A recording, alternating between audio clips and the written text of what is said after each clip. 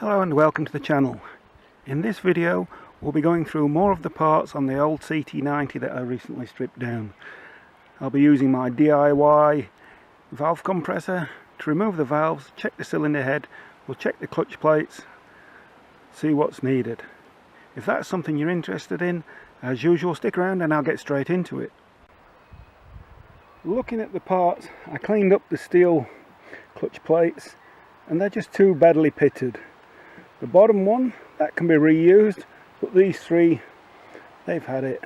If you use this, even if it doesn't slip, it will destroy the friction plates. I've got 3 new friction plates and I've got another snap ring. The other one, you remember, this ear was broken off, so I've got a new snap ring, and I've got another clutch center which has the snap ring in place there. So parts needed for the clutch. The cylinder head, I'll bring that in so you can have a closer look. Hopefully you can see that. Look how badly pitted this is. This combustion chamber is really badly pitted, and the inlet valve, you can see there, it's got pieces missing out of it. I dread to think what the valve seats are like. So as a spring compressor to remove the valves, I've got a simple clamp, and I've made this out of a piece of tubing. It's a bicycle seat tube. I've got that one, and I've made another one as well with 2 cutouts, just to see if that's a little bit better. Maybe it'll hold up. So I'll put it together, see how it works. So that will fit on there like so, and then this will press against the valve. So I have it in there. I'll screw it in, see if I can get these valve keepers, collets, whatever you want to call them, to drop out.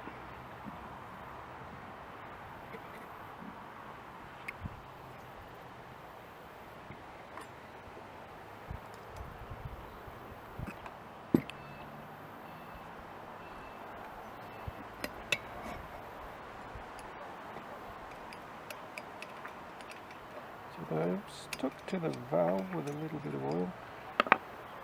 There's one, and that should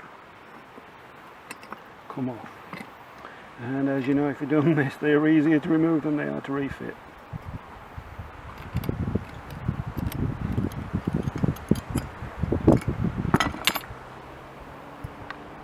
There's the second one.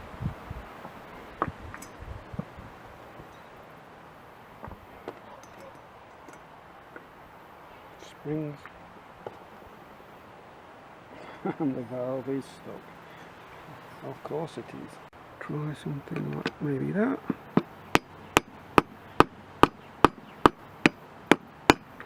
Solid.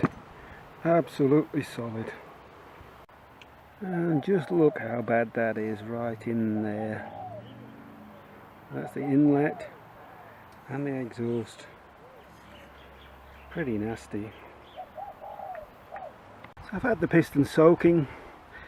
The rings are still solidly stuck in the grooves. As you can see, the top two compression rings, perfectly in line, the ends there. If I put something in and try and prise them out, no doubt I'll break the rings. So the next step is either put them back into the ultrasonic. I'll try hitting them with the heat gun, see if that works.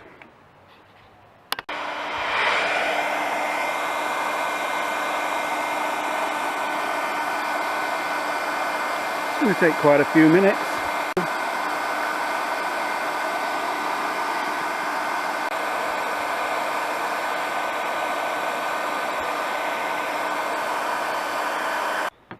So I'll give it a tap, see what happens.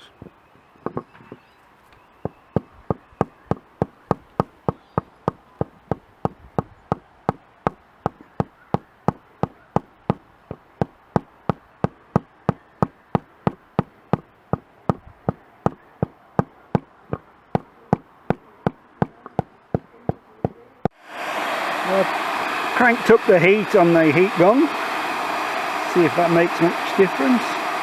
Hopefully the rings will just pop out, you never know. Well, and there you go. Just as I was thinking it wasn't going to work, part of the rings come out, part of the top ring. So it is working, just needs a little bit more perseverance and I may have some luck.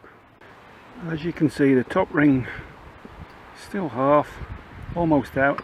If I try and force it, it's just going to snap. Probably the ring's a cactus anyway, so. But the second ring showing no signs, and the oil scraper ring is showing no signs of moving whatsoever. Burning my fingers, so that's how hot. It's pretty hot. I don't want to get it much hotter than that.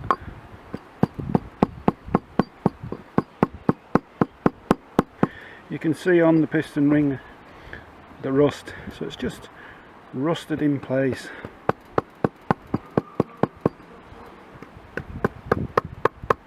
Probably just end up having to snap these. I don't know if the second one is moving or not. Try giving it a bit more. Well, as I thought, my impatience has got the better of me. I got one halfway out, but no, I've broken both top rings, and even then there's still a portion that's fast in the ring groove there, and the oil scraper ring hasn't moved a millimetre. So I'm beginning to wonder if I'm just wasting my time. Maybe the grooves will be the ring grooves will be too worn anyway, but I'll keep going. I think this has been a failure really. So I've given it more heat. I've not had much luck. I ended up smashing the rings into lots of pieces trying to get them out. They were fast solid, seized in there. The oil scraper ring is stuck right in there. This is still hot. Not moved one iota. But I think I'll probably end up buying a new piston anyway by the look of it. As you have just seen, the parts list for the CT90 engine is growing rapidly. We need a cylinder head, cylinder, piston, steel clutch plates, on and on. And we've barely scratched the surface.